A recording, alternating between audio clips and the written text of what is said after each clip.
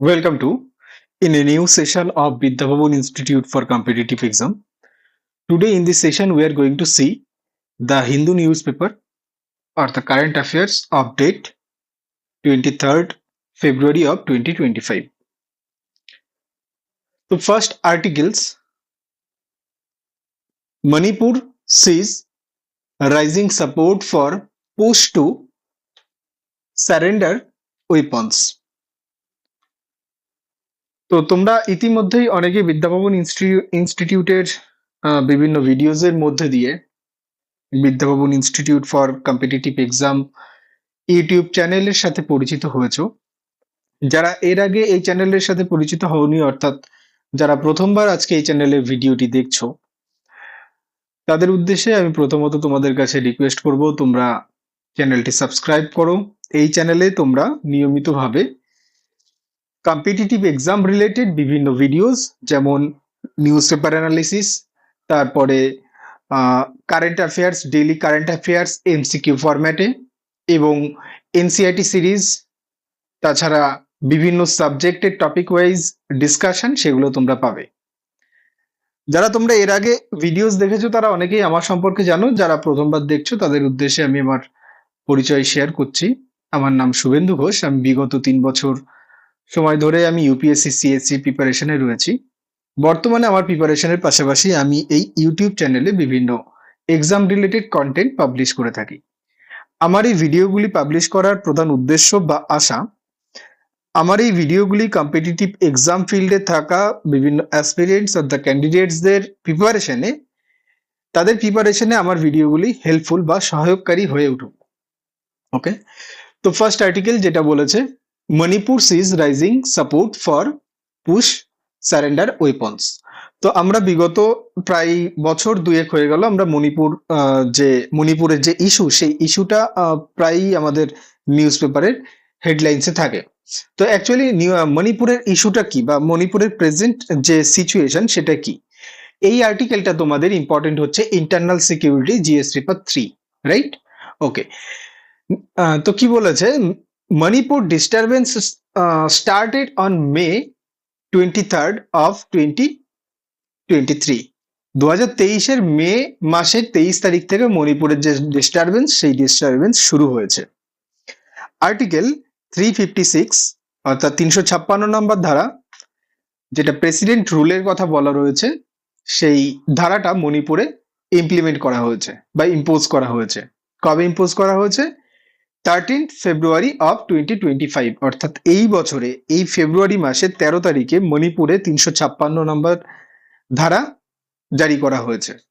Before that, on January 3rd, 2025, Mr. Ajay Kumar Bhalla, former Home Secretary, took charge as Governor of Manipur। তো মণিপুরে president rule impose করার আগে জানুয়ারি 3 তারিখে 2025 সালের জানুয়ারি 3 তারিখে মিস্টার অজয় কুমার ভাল্লা, যে ফর্মার হোম সেক্রেটারি, ইনি একজন আইএএস অফিসার, ইনি মণিপুরের গভর্নর হিসাবে নিয়োগ হয়েছেন। On May 3rd, 2023, more than 6,000 police weapons, lack of ammunitions, bulletproof jacket and tear gas shell were looted from police armories in Hill and Valley districts.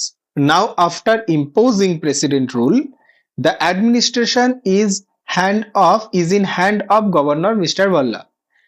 Members of the Kuki Zomi community in Churachandrapur district of Manipur surrendered 16 looted and illegal weapons on Saturday, following an appeals by Governor Ajay Kumar Bhalla। তো first আমরা দেখেছি মে মাসের 3 তারিখে 2023 সালের মে মাসের 3 তারিখে, যে সময়ে গভর্নমেন্টের অর্থাৎ পুলিশ ফোর্সের 6000 ওয়েপন্স, ল্যাক অফ অ্যামিউনিটিস মানে হচ্ছে যে আমাদের এই যে রাইফেলসের যে রাউন্ড থাকে, যে গুলির যে রাউন্ড থাকে, সেটাকে অ্যামিউনিটিস বলা হয়। এই ammunitions, bullet proof jacket, tear gas, এই সমস্ত গুলো লুট করা হয়েছিল। তারপরে বেশ কিছু সময় ধরে মণিপুর একটা ডিস্টারবেন্সের মধ্যে দিয়ে যায় এবং লাস্ট এই মাসে ফাইনালি মণিপুরের যে সিচুয়েশন সেই সিচুয়েশনকে কন্ট্রোল করার জন্য মণিপুরে প্রেসিডেন্ট রুল জারি করা হয়েছে এবং মণিপুরের যে নতুন গভর্নর অজয় কুমার ভল্লা সে মণিপুরের এই যে কমিউনিটি যে কমিউনিটি মেন হাইলাইটেড রয়েছে এই মণিপুর ডিস্টারবেন্সের ঘটনাতে সেই কমিউনিটি পিপলসদের কাছে অ্যাপিল করেছে যে তারা যে ওয়েপন্স তারা লুট করেছে সেই ওয়েপন্স গুলো তারা যেন সারেন্ডার করে। মণিপুরসে যদি আমরা ম্যাপ দেখি তাহলে পরে আমরা দেখতে পাবো মণিপুর হচ্ছে ভারতের নর্থ ইস্টার্ন একটা স্টেট। মণিপুরের সাথে ইন্টারন্যাশনাল বর্ডার আছে মায়ানমারের এবং তার সাথে ইনল্যান্ড স্টেটের নাগাল্যান্ড আছে নর্থে, ওয়েস্টে আছে আসাম, ওয়েস্ট অ্যান্ড ইস্টে আছে আসাম, আর মিজোরাম আছে সাউথ ওয়েস্টে, রাইট? এই হচ্ছে মণিপুরের বাউন্ডারি। মিজোরাম, আসাম, নাগাল্যান্ড, এই পাশে আছে ইন্টারন্যাশনাল বাউন্ডারি মায়ানমার, ঠিক আছে? তো অ্যাকচুয়ালি মণিপুরের যে ঘটনা সেটা আমরা এই আর্টিকেলে দেখবো এবং এর যে এফেক্ট বা এর যে সলিউশন সেগুলো আমরা এই আর্টিকেলের মধ্যে দিয়ে দেখব। Manipur is a north eastern state of India. Manipur which had ethnic diversity in it and political as well as social strings in it were mostly due to such ethnic difference. Such a situation with regard to 2023 violence trace its origin in issue may decades old. তো mostly হচ্ছে মণিপুর হচ্ছে একটা ethnic diversity state যেখানে আমরা প্রধানত তিন ধরনের ethnic গ্রুপসকে আমরা দেখতে পাই। এক হচ্ছে কুকিজ, একটা হচ্ছে নাগাস, আর একটা হচ্ছে মেইটি। এই তিনটে প্রধান এথনিক গ্রুপস যারা মণিপুরের বাসিন্দা, ঠিক আছে? তো এদের মধ্যে যে একটা একটা ডাইভার্সিটি এবং তাদের যে ডিফারেন্ট পলিটিক্যাল আইডিওলজি এবং সোশ্যাল নর্মস, অর্থাৎ সামাজিক তাদের যে আচার অনুষ্ঠান বা তাদের যে নিয়ম কানুন বা সোশ্যালি তাদের যে একটা ডিফারেন্সিয়েশন, সেটাই কিন্তু শুধুমাত্র এই 2023-এর থেকেই নয়, এটা স্বাধীনতার আগের থেকেই, অর্থাৎ ভারত স্বাধীন হওয়ার আগের থেকেই এই কমিউনিটিস গুলোর মধ্যে একটা ডিস্টারবেন্স চলতো বা চলে। তাদের সেই ডিস্টারবেন্সের শুরুটা কিন্তু বহু পূর্বে, right? Clear? Okay, next, ethno-communal conflicts clashes between the majority resident Meiteis, 60% people residing in the Imphal Valley, and the hills residing tribes Kukis and Nagas also are who are also major resident in hill area. তো main হচ্ছে এখানে যে মেইটিস community রয়েছে তারা কিন্তু মণিপুরের সব থেকে মেজরিটি কমিউনিটি। তাদের জনসংখ্যা প্রায় 60% অফ টোটাল যে মণিপুরের রেসিডেন্ট, তার মধ্যে 60% হচ্ছে মেইটিস কমিউনিটি। এছাড়া যে আর দুটো কমিউনিটি আছে, নাগা কমিউনিটি এবং কুকিজ কমিউনিটি, তারা ইম্ফল ভ্যালিতে বসবাস করে। আর মেইটিস কমিউনিটি বসবাস করে ইম্ফল ভ্যালিতে এবং হিল রিজিয়নে পাহাড়ের উপরে কুকিজ এবং নাগাস কমিউনিটি বসবাস করে। The region historically holds a well-defined culture. Manipur রিজিয়নটা একটা well-defined culture. Historically এটা একটা well-defined culture. Metis community mainly follows Hindus way of life, while Kukis and Naga communities follows mainly Christianity. তো first একটা religions একটা differentiation রয়েছে যেখানে Meiteis community তারা follow করে হিন্দু ওয়ে অফ লাইফ এবং কুকিজ এবং নাগাস এই দুটো কমিউনিটিস তারা খ্রিস্টানিটিকে ফলো করে। The political demands of the Meiteis community for scheduled tribes status which help the to get reserve job, education, benefits and measure more for other tribals group in India. This become a point of fear to the Nagas and Kukis that they may be dominated by Meiteis in future. তো mostly এখানে যে main যে বিষয়টা সেটা হচ্ছে যে এই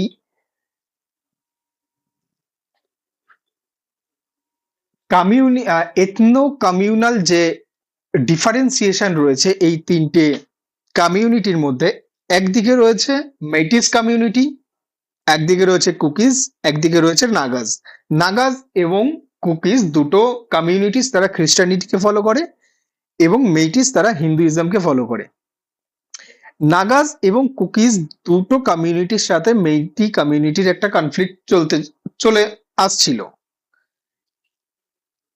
এবং নাগা কমিউনিটি এবং কুকিজ কমিউনিটি এরা দুটোই খ্রিস্টানিটিকে ফলো করে, কিন্তু তার মধ্যেও এই দুটো কমিউনিটির মধ্যেও আপোষে একটা কনফ্লিক্ট চলে, যেটা হচ্ছে মেনলি ল্যান্ড লর্ডস বা জমির অধিকারকে কেন্দ্র করে।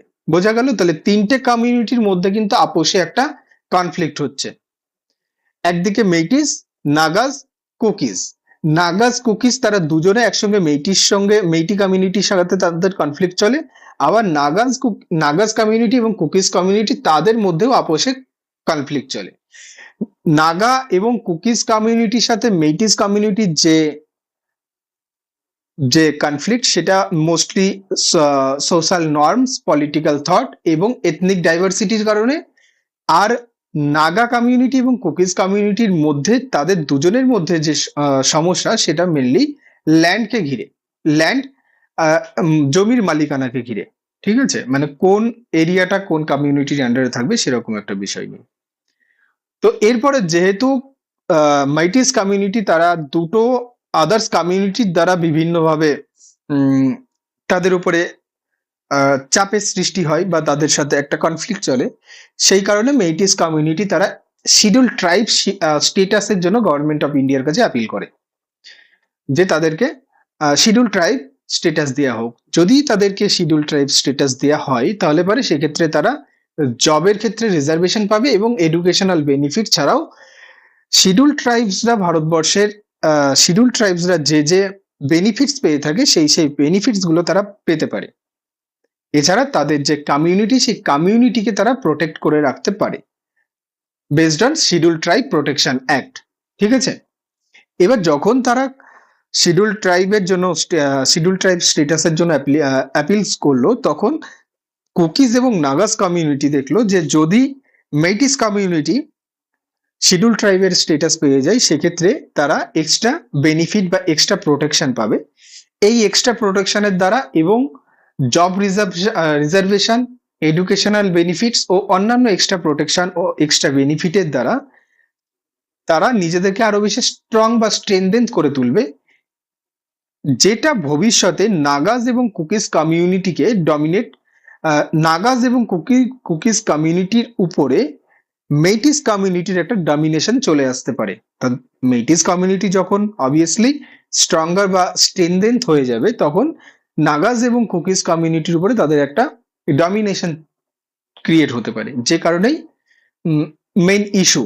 তারপরে কুকিজ কমিউনিটিজরা গভর্নমেন্টের বিভিন্ন ওয়েপন্সকে লুট করা শুরু করলো, মণিপুরকে উত্তপ্ত করার চেষ্টা করলো, এবং মণিপুরের অন্যান্য যে ডিফারেন্ট পলিটিক্যাল আইডিওলজিক্যাল যে সমস্ত গ্রুপস বা যে পার্টিজ আছে, তারা কুকিজদেরকে বিভিন্নভাবে প্ররোচনা দিতে থাকলো। এইভাবে বিগত প্রায় 2 বছর ধরে মণিপুর একটা উত্তপ্ত হয়ে রয়েছে, যেটা বর্তমানে প্রেসিডেন্ট রুল ইম্পোজ করার পরে এবং গভর্নরের অ্যাপিলস এর পরে কুকিজ কমিউনিটির পিপলসরা যে সমস্ত ওয়েপন্সকে লুট করেছিল সেগুলোকে সারেন্ডার করছে। Right? Okay, step to be taken to normalise the situation in Manipur আর দ্য ওয়ে ফরওয়ার্ড, অর্থাৎ মণিপুরের যে সিচুয়েশন সেটাকে ট্যাকেল করার জন্য কি কি স্টেপ নেওয়া যেতে পারে। The violence in Manipur requires immediate and long-term solution to ensure peace and stability. Some of the steps that needed to be taken includes. তো মণিপুরের যে সিচুয়েশন সেটাকে কন্ট্রোল করার জন্য ইমিডিয়েট এবং লং টার্ম দু ধরনের সলিউশনকে অ্যাডাপ্ট করতে হবে। যেরকম রেস্টোরেশন অফ ল অ্যান্ড অর্ডারকে আবার ফিরিয়ে আনতে হবে। The first priority should be the restoration of law and order by deploying adequate security force so that violence does not spared.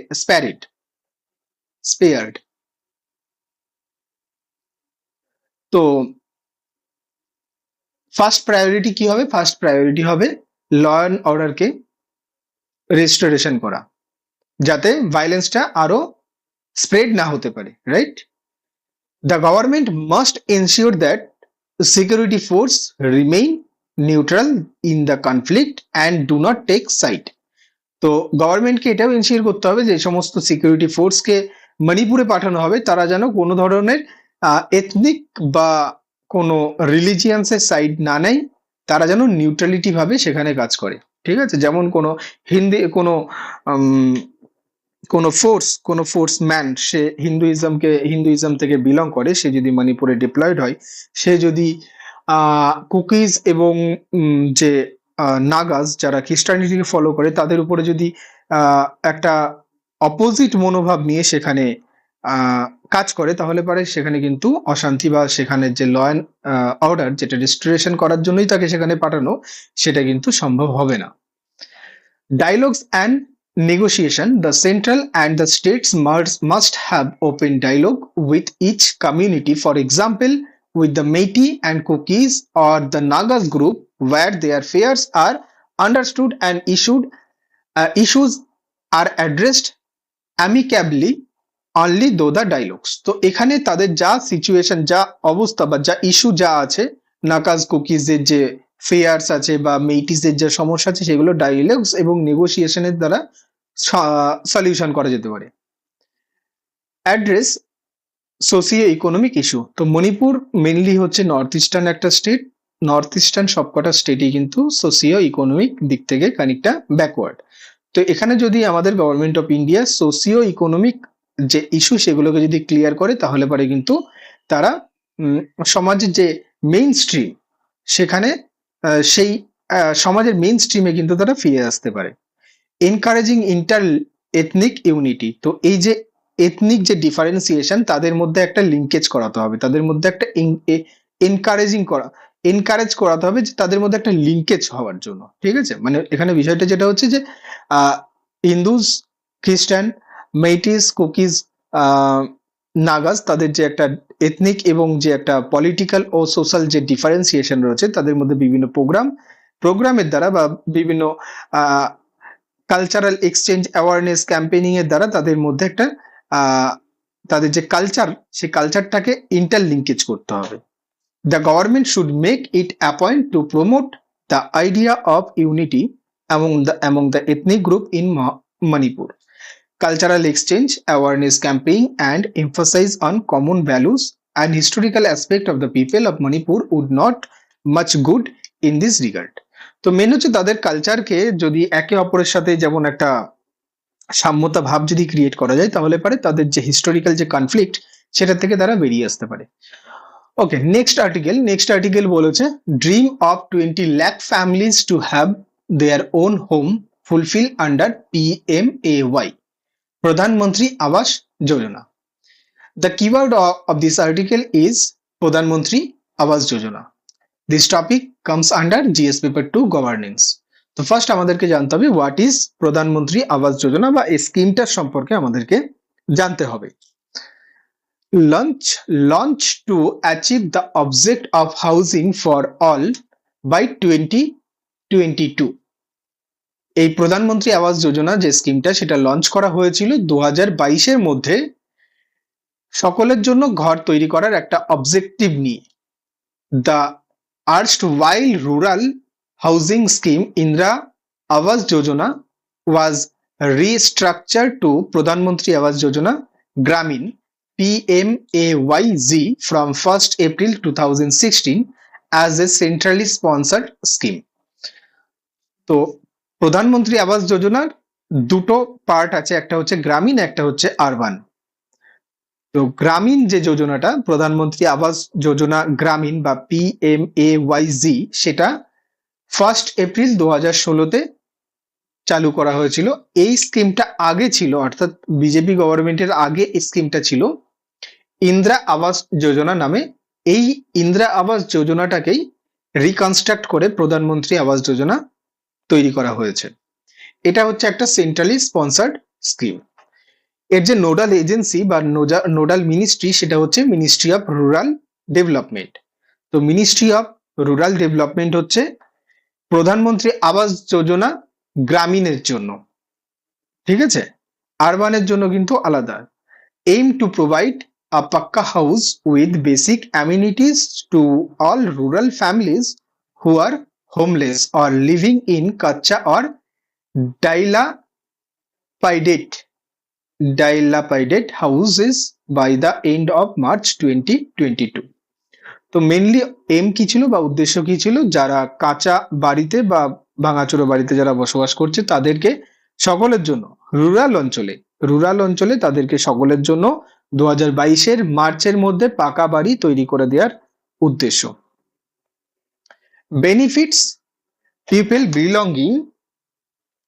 belonging to SC and ST, freed bonded laborers and non-SC ST category, freed bonded laborers and non-SC ST category, widow or next of kin of defense personnel killed in action, ex-serviceman and retired member of the parliamentary force, disabled personalities and minorities।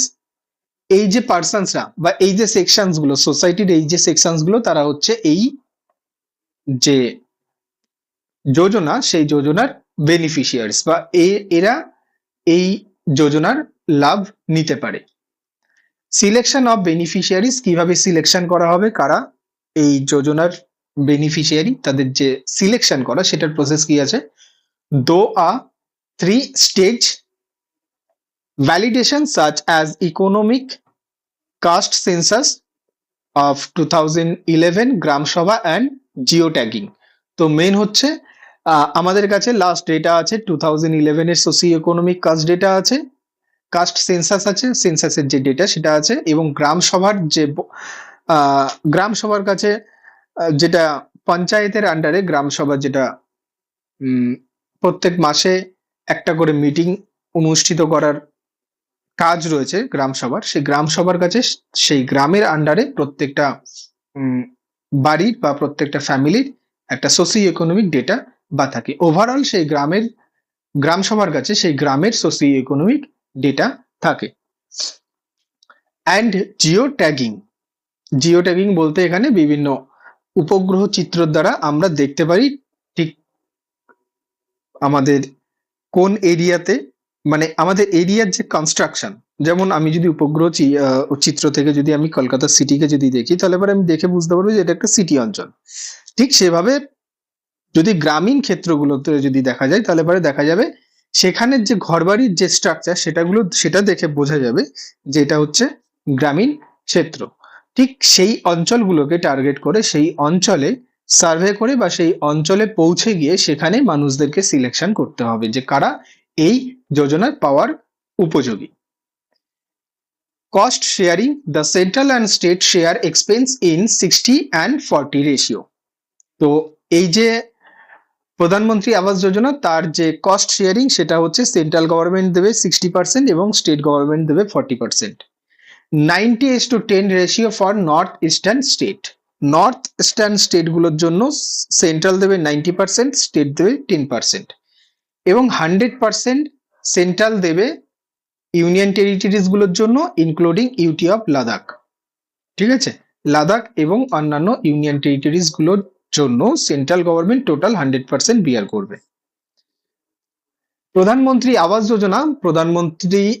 Yojana you, এটা হচ্ছে urban. ঠিক আছে, প্রধানমন্ত্রী আবাস Yojana urban launch on 25th June of 2015. It intend to provide housing for all in urban areas by the year 2022. তো এটারও same উদ্দেশ্য, 2022-এর মধ্যে urban অঞ্চলে বসবাসকারী বিভিন্ন হাউস, যাদের কাছে ঘর নেই বা যারা কাঁচা বাড়িতে বসবাস করে তাদেরকে ঘর প্রোভাইড করা। Implemented by ministry of housing and urban affairs. তো প্রধানমন্ত্রী আবাস যোজনা আরবানের নোডাল এজেন্সি হচ্ছে ministry of housing and urban affairs. Features, address urban housing shortage among the urban poor including slum dwellers by ensuring a pakka house for eligible urban poor.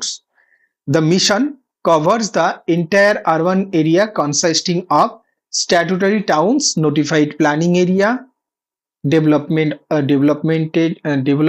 authorities, special area development authorities, industrial development authorities, or any such authorities under state legislation which is entrusted with the functions of urban planning and regulation. The mission promotes women empowerment by providing the ownership of houses in the name of female members or in a joint name. তো প্রধানমন্ত্রী আবাস যোজনা আরবানের যে main উদ্দেশ্য সেটা হচ্ছে যে শহরের মধ্যে বিভিন্ন যে স্লাম এরিয়াগুলো বা যাদের কাছে ঘর নেই, যারা বিভিন্ন রেন্টাল হাউসে থাকে, তাদের যাতে একটা নিজস্ব ঘর হয় সেটাকে প্রোভাইড করা, ঠিক আছে। এবং এই প্রধানমন্ত্রী আবাস যোজনা এটা কিন্তু ওম্যান এম্পাওয়ারমেন্টকে প্রোভাইড করছে। আমাদের সোসাইটির একটা পার্ট হচ্ছে ওম্যান এম্পাওয়ারমেন্ট, সেখানে কিন্তু আমরা গভর্নমেন্টাল স্কিম হিসাবে প্রধানমন্ত্রী আবাস যোজনাকে মেনশন করতে পারি। যখন কোনো একটা বাড়ির মহিলার নামে বা একটা ফিমেল পার্সনসের নামে যখন প্রধানমন্ত্রী আবাস যোজনার একটা স্কিম অ্যালোকেটেড হচ্ছে, তখন তার একটা যে মানে এম্পাওয়ারমেন্ট, অ্যাকচুয়ালি এম্পাওয়ারমেন্ট বলতে আমরা কি বুঝি, যে যখন আমাদের কোনো একটা ভ্যালুজ, আমাদের যে পার্সোনালের একটা ভ্যালুজ থাকে, সেটাই হচ্ছে আমাদের এম্পাওয়ারমেন্ট। তো গভর্নমেন্ট এর মধ্যে দিয়ে এই বিভিন্ন ফ্যামিলিজের ফিমেল মেম্বারসদের নামেও এই প্রধানমন্ত্রী আবাস যোজনা স্কিমকে অ্যালট করছে, যেখানে তাদের ফ্যামিলিতে তাদের যে একটা এম্পাওয়ার সেটা কিন্তু ক্রিয়েট হচ্ছে। Scheme implemented in 4 verticals. In situ rehabilitation. তো এখানে এই যে প্রধানমন্ত্রী আবাস যোজনা আরবান সেটার কথা বলেছে, in situ rehabilitations of existing slum dealers using land as a source though the private principals. তো যাদের কাছে নিজস্ব মানে জায়গা আছে, ঠিক আছে, বিশেষ করে যারা মানে বস্তি অঞ্চলে থাকে, তারা সেই বস্তি অঞ্চলকে ল্যান্ড প্রপার্টি হিসাবে ইউজ করে তারা কিন্তু সকলে মিলে এই প্রধানমন্ত্রী আবাস যোজনার বেনিফিশিয়ারি হয়ে তারা কিন্তু তাদের জন্য সেই জায়গাতেই ঘর তৈরি করতে পারে। Credit linkage subsidy people from economically weaker section, low income group and middle income group can get interest subsidy of 6.5%, 4% and 3% on housing loan up to 6 lakh, 9 lakh and 12 lakhs respectively for buying or building houses. তো শুধুমাত্র এটা যে প্রধানমন্ত্রী আবাস যোজনা গ্রামীণ সেকশনের জন্য যে শুধুমাত্র তাদেরকে ঘর প্রোভাইড করতো, 1.5 লাখ এর একটা মানি অ্যালটমেন্ট করতো, কিন্তু প্রধানমন্ত্রী আবাস যোজনা আরবানস এর ক্ষেত্রে তারা কিন্তু ক্রেডিটও প্রোভাইড করে। যেমন লোয়ার ইনকাম গ্রুপের জন্য 6.5% 6 লাখ পর্যন্ত একটা লোন। নেক্সট হচ্ছে মিডিল ইনকাম গ্রুপস এর জন্য 4% ইন্টারেস্টে 9 লাখ পর্যন্ত একটা লোন। এবং লাস্ট হচ্ছে আচ্ছা, ইকোনমিক্যালি উইকার সেকশনের জন্য 6.5% 6 লাখ পর্যন্ত, লো ইনকাম গ্রুপের জন্য 9 লাখ পর্যন্ত, অ্যান্ড মিডিল ইনকাম গ্রুপের জন্য 12 লাখ পর্যন্ত 3% ইন্টারেস্টে। এখানে ইন্টারেস্ট গুলো যদি আমরা দেখি তাহলে আমাদের খানিকটা উল্টো মনে হবে, যে ইকোনমিক্যালি উইকার সেকশনের জন্য বেশি পার্সেন্টেজ আর মিডিল ইনকাম গ্রুপের জন্য কম পার্সেন্টেজ। এখানে আমরা দেখবো যে মিডিল ইনকাম যে গ্রুপ তারা কিন্তু 12 লাখ পর্যন্ত তারা লোন নিচ্ছে, সুতরাং তাদের প্রিন্সিপাল অ্যামাউন্টটা অনেক বেশি। আর ইকোনমিক্যালি উইকার সেকশন তাদের প্রিন্সিপাল অ্যামাউন্টটা কম, ইন্টারেস্ট রেটটা বেশি। মান্থলি ইএমআই যদি দেখা যায় তাহলে প্রায় সেম আসবে, বরঞ্চ মিডিল ইনকাম গ্রুপসদের যারা 12 লাখ পর্যন্ত লোন নেবে তাদের ইএমআইটা কিন্তু আর একটু বেশি আসবে। তো মেনলি এই টাকাটা দেয়া হয়ে থাকে ঘর তৈরি করার জন্য বা কেনার জন্য। Affordable housing in partnership under AHP, affordable house in partnership Central assistance of 1.5 lakh per EWS housing in provided by Government of India, beneficiary-led individual house construction enhancement. Central assistance up to 1.5 lakh per weaker house is provided to eligible families belong to EWS category for individual house construction enhancement. এছাড়া যারা নিজস্ব ঘর বানাতে চায় তাদেরকে 1.5 লাখ পর্যন্ত তাদেরকে যে স্কিমের আন্ডারে থাকা যে বেনিফিট সেটা পাবে। প্রধানমন্ত্রী আবাস যোজনার features: all weather housing unit with water, kitchen, electricity and toilets. প্রধানমন্ত্রী আবাস যোজনার আন্ডারে যে ঘরগুলো তৈরি করা হবে তার এই হচ্ছে ফিচার্স, মানে তাদেরকে বেসিক যে অ্যানুইটিস সেগুলো প্রোভাইড করা হবে। Woman empowerment, better quality of life for urban poor, security of tenure, adequate physical and social infrastructure. Right, okay. Next article এখানে বলেছে archaeologist find 1.5 metre tall Buddha head in Odisha, says dig is only getting started. This article is related to GS paper 1 art and culture. Context কি আছে? Archaeologist unearthed a massive 1.4 meter tall Buddha head and over 1500 years old tables and stupas at Ratnagiri.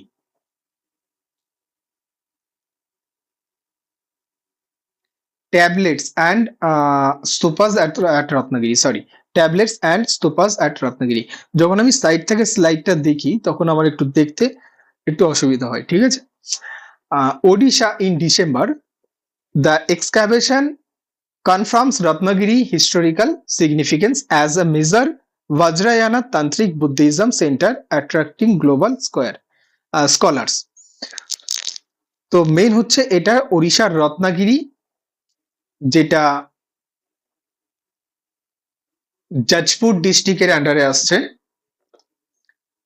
এখানে 1500 years old একটা মানে গৌতম বুদ্ধের এই যে হেডের structure পাওয়া গিয়েছে। এটা 1500 বছর পুরনো, যেটা মাটির নিচের থেকে কিছু আর্কিওলজিস্ট স্টুডেন্টস এর একটা টিম এক্সকাভেশন করে উদ্ধার করেছে এবং তারা বলেছে যে এখানে এটা পাওয়া শুধুমাত্র শুরু হয়েছে, মানে এর পরবর্তীতেও আরো অনেক কিছু পাওয়া যাবে। রাইট, ওকে। রত্নাগিরি ওড়িশার জাজপুরের যে এই যে বুদ্ধিজম সাইটটা, এটা হচ্ছে মেনলি মেজরিটি বজ্রায়ানা যে বুদ্ধিজমের একটা সেকশন বজ্রায়ানা, সেই বজ্রায়ানার মেন হাব ছিল এখানে, ঠিক আছে। এখানে মেনলি বজ্রায়ানা যে সেকশনটা তারাই থাকতো এখানে। বজ্রায়ানা হচ্ছে বুদ্ধিজমের তান্ত্রিক সেকশন, ঠিক আছে, মানে বুদ্ধিজমের মধ্যে যে তন্ত্রবিদ্যা আছে সেটা বজ্রায়ানা যে সেকশনের যে ওরশিপার তারা ফলো করত। এই যে খুঁজে পেয়েছে যেটা হচ্ছে বুদ্ধার একটা হেড স্ট্রাকচার, সেটা এই এক্সকাভেশনের দ্বারা খুঁজে পাওয়ার কারণে এটা কিন্তু গ্লোবাল স্কলারদের অ্যাট্রাক্ট করছে, ঠিক আছে, বা attracting point. About Ratnagiri Buddhist heritage site. তো বুদ্ধিস্ট হেরিটেজ সাইট রত্নাগিরি যে একটা বুদ্ধিস্ট হেরিটেজ সাইট সেটা সম্পর্কে কিছু basic points. Location: situated in Jajpur district, Odisha, Ratnagiri is part of Diamond Triangle of Buddhist heritage along with Lalitgiri and Udaygiri. তো জাজপুর ডিস্ট্রিক্টে এই যে রত্নাগিরি যে জায়গাটা বুদ্ধিজমের একটা হাব, সেটা ট্রায়াঙ্গেল ডায়মন্ড হিসেবে অবস্থান করছে। অ্যালং রত্নাগিরি, ললিতগিরি, উদয়গিরি একটা ট্রায়াঙ্গেল হিসেবে অবস্থান করছে। The site is surrounded by the Brahmani, Kaimiria and Birupa rivers, providing a schedule and strategic location for Buddhist scholar.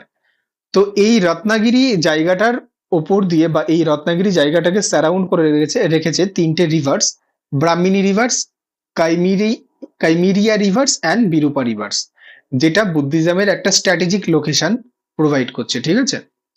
Time period associate, the earliest Buddhist settlement dates back to the 5th century AD. Earliest settlement এটা 5th century AD, অর্থাৎ পঞ্চম শতাব্দী, ঠিক আছে। পঞ্চম শতাব্দীতে যে বুদ্ধিজমের যে site, সেটা বুদ্ধিজমের সাইট ছিল এই হচ্ছে রত্নাগিরি, ফ্লোরাইজড আনটিল 13th century, এটা গড়ে উঠেছিল আনটিল 1300 শতাব্দী পর্যন্ত, ঠিক আছে, 13 শতাব্দী পর্যন্ত।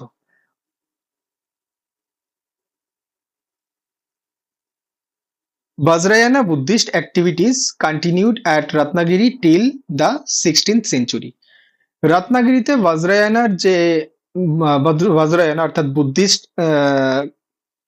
বুদ্ধিজমের যে একটা সেকশন বজ্রায়না, তার অ্যাক্টিভিটি রত্নাগিরিতে প্রায় 16th century পর্যন্ত চলেছিল, অর্থাৎ 1600 শতাব্দী পর্যন্ত। এক্সকাভেশন, টাইমলাইন্স অ্যান্ড কি ফাইন্ডিং। ফার্স্ট ডিসকভারি, এই যে রত্নাগিরি বুদ্ধিজম সাইট ওড়িশার জাজপুরে, সেটা ফার্স্ট ডিসকভার হয়েছিল 1906 সালে। Buddhist relics report by Manmohan Chakraborty. Systematic excavation 1958 to 1961, 1958 থেকে 1961 পর্যন্ত এখানে এক্সকাভেশন চলে, led by Debala Mitra, first woman director of Archaeological Survey of India. তাহলে আর্কিওলজিক্যাল সার্ভে অফ ইন্ডিয়ার ফার্স্ট ওম্যান ডিরেক্টর কে ছিলেন? দেবালা মিত্র।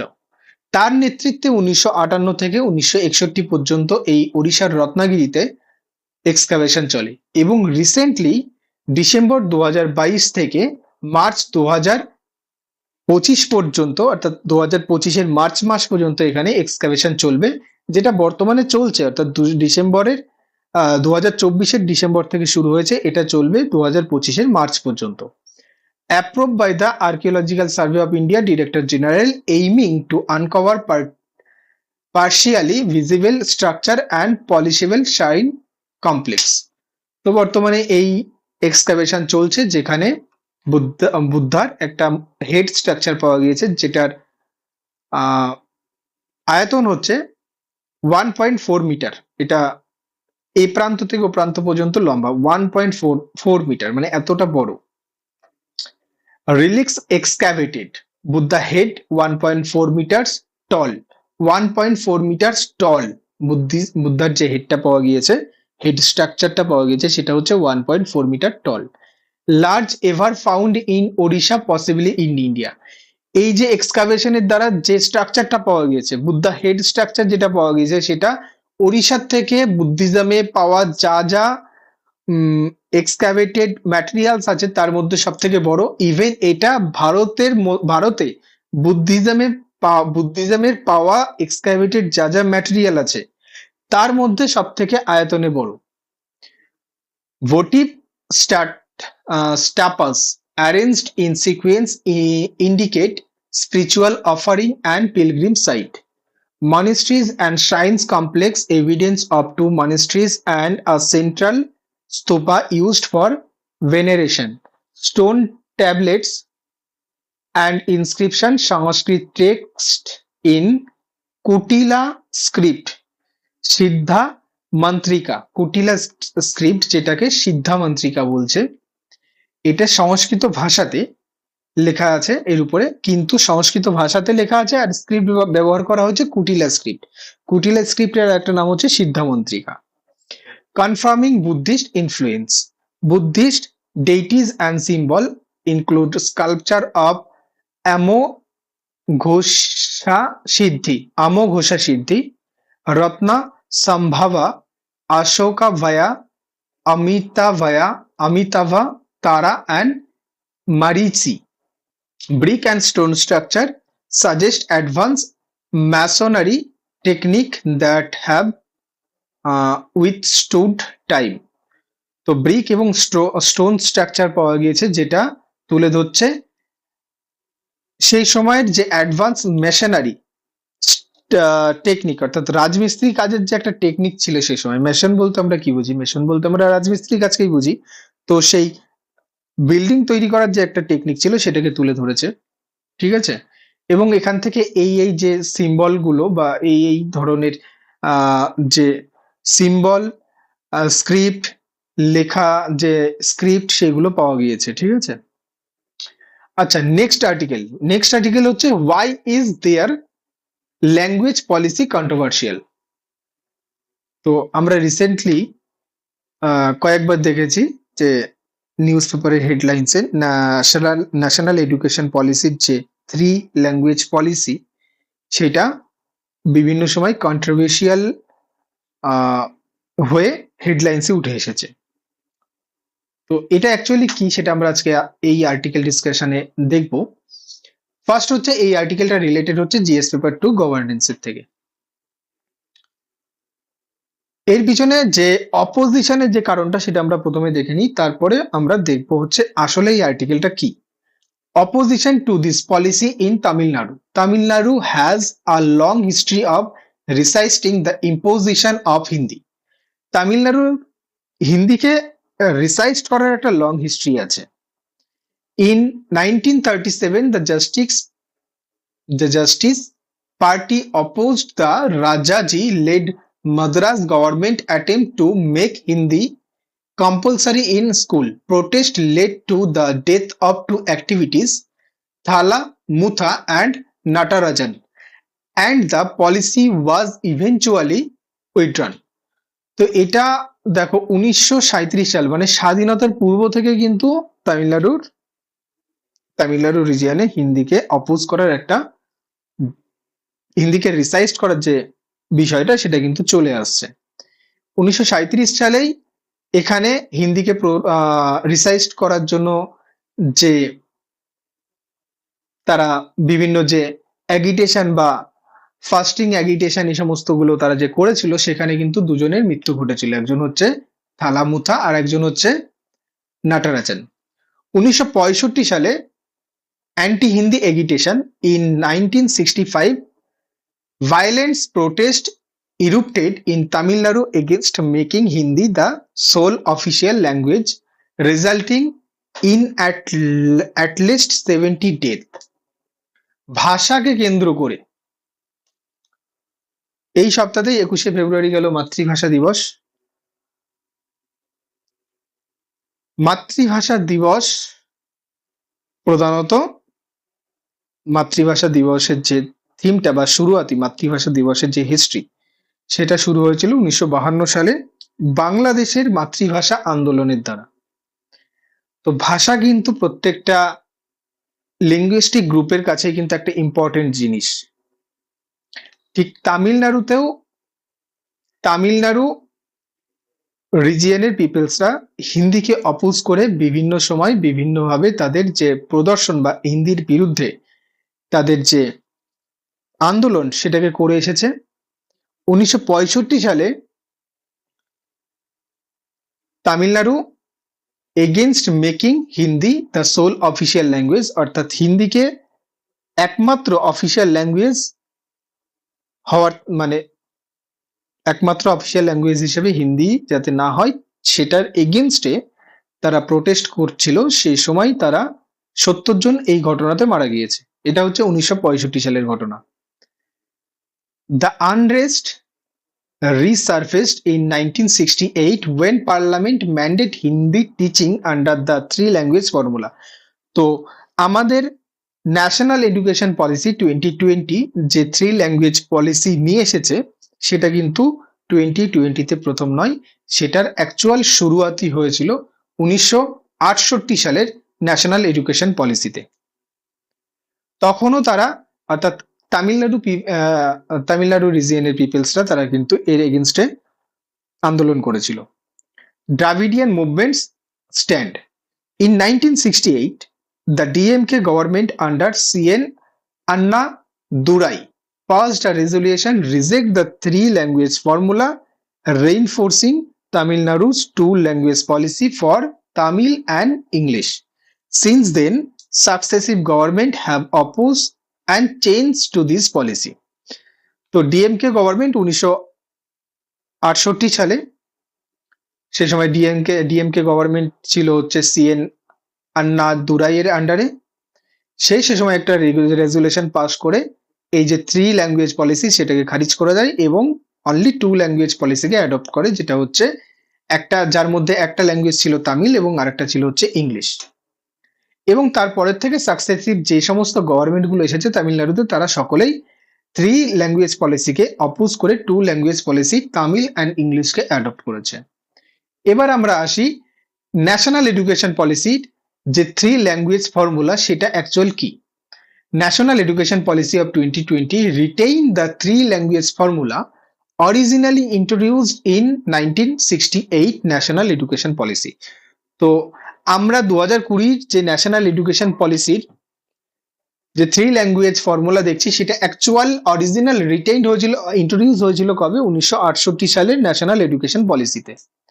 However, unlike the earlier policy which mandate Hindi across the India, National Education Policy 2020 provides more flexible without imposing any specific language on the state. তো 1968 সালের national education policy যেটা mandate করেছিল ভারতের সবকটা রাজ্যে হিন্দিকে একটা কম্পালসারি সাবজেক্ট রাখার জন্য বা হিন্দিকে টিচিং করার জন্য, সেটা কিন্তু 2020 ন্যাশনাল এডুকেশন পলিসিতে সেরকম কোনো প্রভিশন রাখা হয়নি। 2020 ন্যাশনাল এডুকেশন পলিসি কিন্তু মোর ফ্লেক্সিবিলিটি প্রোভাইড করেছে, যেখানে 3টে ল্যাঙ্গুয়েজকে সিলেক্ট করতে বলেছে। একটা মাদার টাং থাকবে, একটা ইন্ডিয়ার যে কোনো মডার্ন ল্যাঙ্গুয়েজ থাকতে পারে, আর একটা ইংলিশ থাকতে পারে বা নাও থাকতে পারে, তাদের চয়েস। 3টে ভাষাকে অ্যাডপ্ট করতে বলা হয়েছে ন্যাশনাল এডুকেশন পলিসিতে। এবার 3টে ভাষা কি কি ভাষা হবে সেটা তাদের নিজস্ব চয়েস। তাদের উপরে কোনো ভাষাকে ইম্পোজ করা বা কোনো ভাষাকে তাদের উপরে চাপিয়ে দেওয়া হয়নি, বা কোনো স্টেটের উপরে চাপিয়ে দেওয়া হয়নি। Language flexibility and choose. The policy allows states, regions and students to choose their 3 language, ensuring that at least 2 are natives to India. This means non-Hindi speaking states are not necessarily required to adopt Hindi. তো এখানে এটা স্টুডেন্টসদের উপরে, states এর উপরে এবং regions এর উপরে ছেড়ে দেওয়া হয়েছে যে তারা কোন 3টে ল্যাঙ্গুয়েজকে চুজ করবে। এবং একটা জিনিস বলা হয়েছে যে 3টে ল্যাঙ্গুয়েজের মধ্যে 2টো ল্যাঙ্গুয়েজ যেন ইন্ডিয়ান ল্যাঙ্গুয়েজ হয়। মেইনলি এটা ইন্ডিয়ান ল্যাঙ্গুয়েজকে প্রমোট করা এবং মাল্টি ল্যাঙ্গুয়াল যে এডুকেশন, যখন কোনো একটা স্টুডেন্টস সে একটা ভাষা ছাড়াও সে যখন আরো 2-1টি ভাষার সম্পর্কে জ্ঞান থাকবে, তার কিন্তু ইন ফিউচারে তার জব, সেটা প্রাইভেট হতে পারে বা তার গভর্নমেন্টের জব হতে পারে, সেক্ষেত্রে কিন্তু তার একটা বেনিফিট সে পাবে। ঠিক আছে। Emphasising on বাইল্যাঙ্গুয়াল education, National Education Policy 2020 promotes bilingual teaching, encouraging institution in the home language mother tongue along with the English. তো মেন হচ্ছে ন্যাশনাল এডুকেশন পলিসি যেটা মাদার টাংকে প্রমোট করছে ইংলিশের পাশাপাশি, রাইট। তো বিভিন্ন আমরা যদি সিবিএসই বোর্ডের ইংলিশ মিডিয়াম স্কুলকে দেখি, যেমন একটা কিছু সোশ্যাল মিডিয়ার মিমস আছে যে আমার ছেলে বাংলা পারে না, তো সেটাকেই কাটানোর জন্য ন্যাশনাল এডুকেশন পলিসি এই মিমের থেকে শিক্ষা নিয়ে সে প্রভিশন তৈরি করেনি। অ্যাকচুয়ালি এটা সোসাইটির বর্তমান একটা ট্রেন্ড চলছে, যেখানে স্কুল স্টুডেন্টসরা তারা নিজের মাদার টাঙের যে স্ক্রিপ্ট সেগুলোই তারা অনেক সময় ঠিকঠাক ভাবে চেনে না, জানে না। তো এই জিনিসটাকে ওভারকাম করার জন্য ন্যাশনাল এডুকেশন পলিসি মাতৃভাষা, তার পাশে ইন্ডিয়ার আর একটা যে কোনো ভাষা, তার সাথে ইংলিশ, এই 3টে ল্যাঙ্গুয়েজে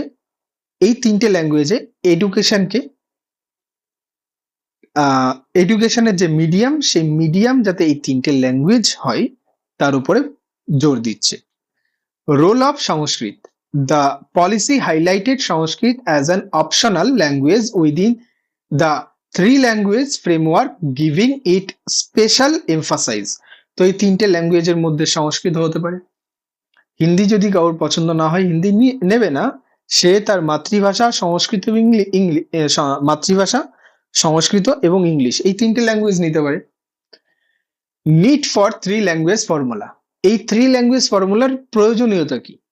The committee's report observed that learning language are an important part of child's cognitive development. একটা বাচ্চার যে সার্বিক ডেভেলপমেন্ট সেখানে ল্যাঙ্গুয়েজ লার্নিংটা কিন্তু একটা বিশেষ important. The primary aim is to promote multilingualism and national harmony. তো আজকে আমাদের মধ্যে আজকে আমাদের সোসাইটিতে, ইন্ডিয়ান সোসাইটিতে হিন্দি কমিউনিটি এবং তামিল কমিউনিটির একটা ডিফারেন্সিয়েশন দেখা যায়। কেন তামিল পিপল হিন্দিকে অ্যাকসেপ্ট করতে রাজি না? এই যে একটা ন্যাশনালিটির মধ্যে ন্যাশনালিটির ইউনিটির মধ্যে যে একটা ডিফারেন্সিয়েশন, এই জিনিসটাকে রিডিউস করার জন্য মাল্টি ল্যাঙ্গুয়ালিজমকে প্রমোট করা হচ্ছে, যেটা একটা পিপল সে যখনই 2-3টে ভাষা থাকবে, ভাষা জানবে, তার কিন্তু অন্য ভাষার সম্পর্কে তার যে মনের যে একটা বৈপরীত্য মনোভাব সেটা কিন্তু থাকবে না। ঠিক আছে? যেমন আমি নিজে যখন আমি হিন্দি ভাষা জানবো, তামিল ভাষা জানবো, ইংলিশ জানবো, তখন কিন্তু আমি ইংলিশ, তামিল, হিন্দি এদের এগেনস্টে কথা বলবো না। যখন আমি জানবো তখন, যদি আমি না জানি সেক্ষেত্রে কিন্তু আমি বলবো হিন্দি বয়কট, সেক্ষেত্রে আমি বলবো তামিল বয়কট, সেক্ষেত্রে আমি বলবো ইংলিশ বয়কট। তো এই জিনিসটাকে রিডিউস করার জন্য এবং মাল্টিলিঙ্গুয়ালিজমকে প্রমোট করার জন্য মেন হচ্ছে ন্যাশনাল এডুকেশন পলিসিতে এই 3 ল্যাঙ্গুয়েজ ফর্মুলাটা রাখা হয়েছে। ইস্যু ইন ইমপ্লিমেন্টেশন, তো ইমপ্লিমেন্ট করাতে ইস্যু কি কি আছে? The states like Tamil Nadu, Pondicherry and Tripura were not ready to teach Hindi, and Hindi speaking state did not include any South Indian language in their school curriculum. তো এটা শুধুমাত্র তামিলনাড়ুরই সমস্যা না, এটা কিন্তু নর্দার্ন ইন্ডিয়ার যে সমস্ত হিন্দি স্টেটস গুলো রয়েছে তারাও কিন্তু সাউথ ইন্ডিয়ার কোনো ভাষাকে অ্যাডাপ্ট করতে চাইছে না। তার পিছনেও রিজনস আছে কেন চাইছে না, কারণ রিসোর্স নেই, রাইট? তো এই হচ্ছে মেন একটা ইমপ্লিমেন্ট করার একটা ইস্যু। নেক্সট হচ্ছে state government often do not have adequate resource to implement the 3 language formula. তো স্টেট গভর্নমেন্টের কাছে অ্যাডুকুয়েট রিসোর্স নেই, তারা যে 3 ল্যাঙ্গুয়েজকে প্রমোট করবে সেই 3 ল্যাঙ্গুয়েজকে প্রমোট করার জন্য যথেষ্ট পরিমাণে রিসোর্স নেই। 3 ল্যাঙ্গুয়েজকে প্রমোট করতে গেলে 3টে ল্যাঙ্গুয়েজের বুকস রেডি করতে হবে, 3টে ল্যাঙ্গুয়েজের টিচার রেডি করতে হবে, right? Inadequate of resource is perhaps the most important aspect of the challenge. তো এই যে inadequate অর্থাৎ রিসোর্সের যে পর্যাপ্ততা সেটা কিন্তু এই 3 ল্যাঙ্গুয়েজ পলিসিকে ইমপ্লিমেন্ট করতে একটা চ্যালেঞ্জের বিষয় হয়ে দাঁড়াচ্ছে। 3 language formula: first language it will be the mother tongue or regional language, second language in Hindi speaking states it will be other modern Indian language. তো যারা হিন্দি স্টুডেন্টস যারা হিন্দি স্টেটস এর থেকে বিলং করছে তাদের কাছে সেকেন্ড ল্যাঙ্গুয়েজেরটা হিন্দি ছাড়া অন্য যে কোনো ইন্ডিয়ান মডার্ন ল্যাঙ্গুয়েজ হতে পারে, এবং থার্ড ল্যাঙ্গুয়েজটা ইংলিশ হতে পারে। What has been the impact on India due to language policy? এই ল্যাঙ্গুয়েজ পলিসির দ্বারা ইন্ডিয়া সোসাইটি বা ইন্ডিয়ার উপরে কোন ধরনের এফেক্ট দেখা যেতে পারে, ইন্ডিয়াতে কি কি ধরনের এফেক্ট দেখা যেতে পারে? ফার্স্ট হচ্ছে allegation of imposition of Hindi. First একটা অ্যালিগেশন আসবে, যেটা হচ্ছে যে সেন্ট্রাল গভর্নমেন্ট যেহেতু ন্যাশনাল এডুকেশন পলিসি ফরমেশন করেছে সেন্ট্রাল গভর্নমেন্টের এডুকেশন ডিপার্টমেন্ট, সেহেতু এটা একটা অ্যালিগেশন আসবে যে সেন্ট্রাল গভর্নমেন্ট হিন্দিকে ইম্পোজ করে দিতে চাচ্ছে অন্য সমস্ত স্টেটস এর উপরে। Second, identity politics. তো যেহেতু বর্তমানে সেন্ট্রাল গভর্নমেন্ট, দিল্লি হচ্ছে সেন্ট্রাল গভর্নমেন্টের মেন হাব, এবং বর্তমানে সেন্ট্রাল গভর্নমেন্টকে লিড করা যে সমস্ত পার্সনস তারা সকলেই হিন্দি ভাষী, সেহেতু তাদের যে পলিটিক্যাল আইডেন্টিটি সেটাকে প্রমোট করার জন্যই তারা হিন্দিকে প্রমোট করতে চাইছে, এটা একটা ইস্যু হতে পারে। নেক্সট হচ্ছে reactionaries politics. State have often implement reactionary policies against the central enthusiasm to promote Hindi. হিন্দিকে প্রমোট করার জন্য সেন্ট্রাল গভর্নমেন্টের বা সেন্ট্রালের যে একটা এনথুজিয়াম সেটার এগেনস্টে স্টেটসরা যে কোনো ধরনের রিয়াকশনারি পলিসিস নিতে পারে।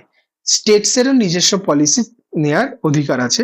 স্টেটস এডুকেশন যে সাবজেক্টটা সেটা হচ্ছে আমাদের সংবিধানের 7ম শিডিউলে থাকা যে পাওয়ার ডিভিশন সেখানে কনকারেন্ট লিস্টে আছে। সুতরাং স্টেটস এবং সেন্ট্রাল দুজনেই কিন্তু এডুকেশন সাবজেক্টের উপরে লজ মেকিং করতে পারে।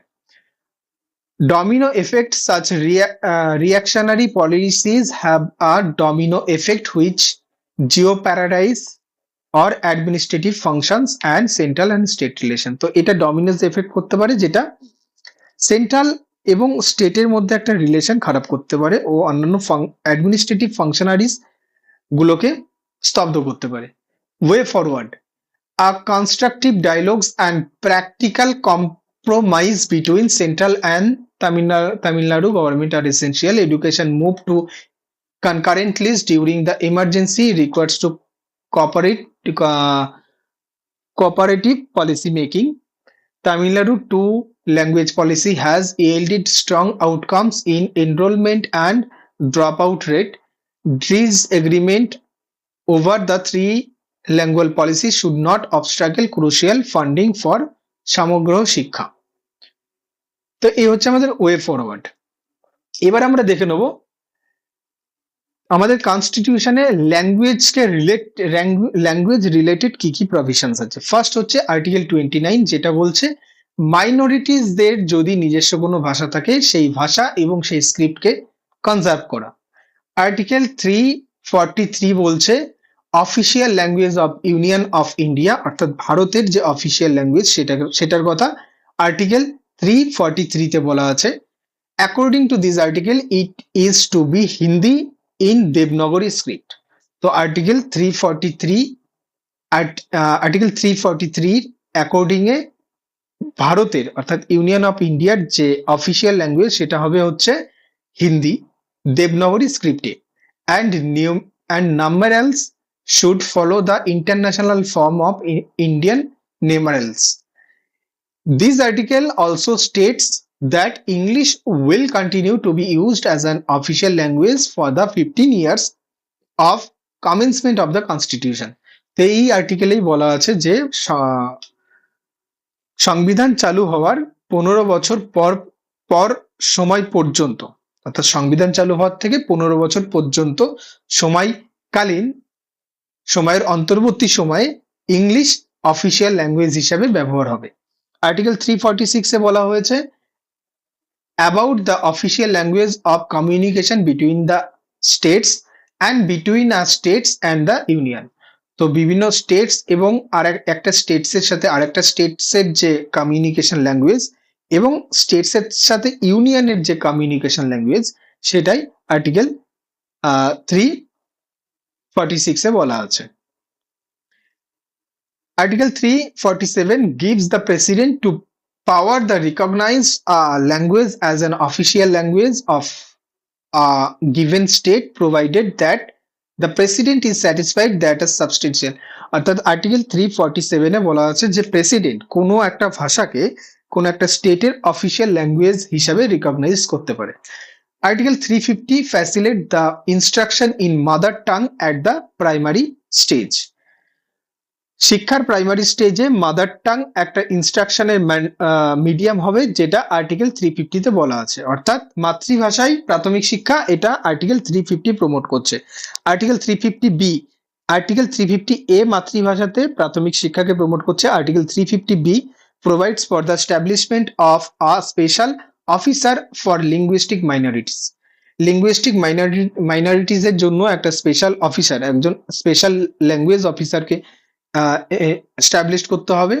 তাকে এস্টাবলিশ করবে কে? প্রেসিডেন্ট এস্টাবলিশ করবে। তার কাজ হচ্ছে যে এই যে ভাষা সম্পর্কিত বিষয়গুলোকে দেখা, সেই পার্টিকুলার ভাষা সম্পর্কে দেখা। Article 351 gives power to union government to issue directive for development of Hindi language, 8th schedule of Indian Constitution of India 8th schedule of the Constitution of India contain a list of 22 languages recognized scheduled language. Article 351 যেটা central গভর্নমেন্টকে direct করছে কি হিন্দিকে development করার জন্য, হিন্দিকে particularly article 351 develop করার জন্য বলেছে। আর 8th schedule যেটা ভারতের সংবিধানের 22টা ভাষাকে ভারতীয় সংবিধানের স্বীকৃতিপূর্ণ ভাষা হিসেবে মর্যাদা দিয়েছে, ঠিক আছে। 8th schedule of the Constitution of India contain a list of 22 languages recognized the scheduled languages. তো ভারতের সংবিধানের 8th শিডিউল 22টা ভাষাকে সাংবিধানিক স্বীকৃতি দিয়েছে। ক্লিয়ার? আচ্ছা, তো সাকসেসফুলি আমরা আজকে 23শে ফেব্রুয়ারি অফ 2025 এর দ্য হিন্দু নিউজ পেপারকে এক্সাম পয়েন্ট অফ ভিউ থেকে অ্যানালিসিস করলাম। এই নিউজ পেপারের কিছু আর্টিকেলস যেগুলো আমরা অ্যানালিসিস করলাম। যদি তোমাদের এই নিউজ পেপার ডিসকাশন বা নিউজ পেপারের অ্যানালিসিসটা ভালো লেগে থাকে, তোমরা ভিডিওতে একটি লাইক দেবে এবং চ্যানেলটি সাবস্ক্রাইব করবে। যারা তোমরা ভিডিওটি শুরু থেকে শেষ পর্যন্ত দেখলে তাদেরকে অসংখ্য ধন্যবাদ। এই চ্যানেলে তোমরা নিয়মিতভাবে হিন্দু নিউজ পেপার বেঙ্গলিতে অ্যানালিসিস, এছাড়া daily current affairs news paper NCERT series এবং বিভিন্ন সাবজেক্টের টপিক ওয়াইজ ডিসকাশন পাবে। তার জন্য তোমাদেরকে চ্যানেলটি সাবস্ক্রাইব করতে হবে এবং চ্যানেলের ভিডিওগুলি নিয়মিত দেখতে হবে।